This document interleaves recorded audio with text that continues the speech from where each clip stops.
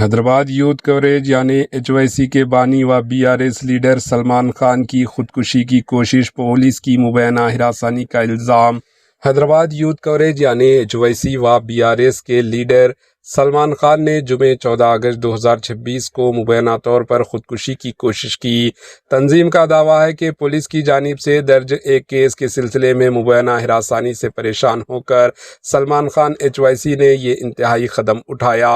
HYC نے face بک پر سلمان خان کی ہسپتال میں زیر علاج ہونے کی ویڈیو شیئر کرتے ہوئے کہا کہ پولیس اور حکومت کی مبینہ ہراسانی کے باعث انہوں نے خودکشی کی کوشش کی۔ یہ واقعہ مہندی پٹنم پولیس کی جانب سے سلمان خان کے خلاف کیس درج کیے جانے کے چند گھنٹوں بعد پیش آیا۔ سلمان خان BRS کے لیڈر بھی ہیں۔ پولیس نے گوشہ محل کے MLA ملون راجہ سنگھ کے قابل اعتراض پوسٹر شیئر کرنے کے الزامات میں ان کے خلاف کارروائی کی۔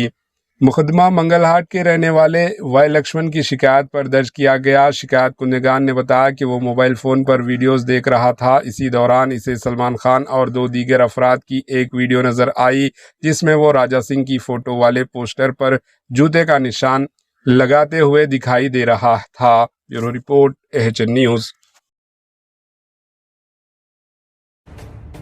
AHN نیوز کے YouTube چینل کو سبسکرائب کریں اور بیل آئیکن کو دبانا نہ بھولیں تاکہ آپ کو ہر نئی آنے والی ویڈیو کا نوٹیفیکیشن بر وقت مل سکے۔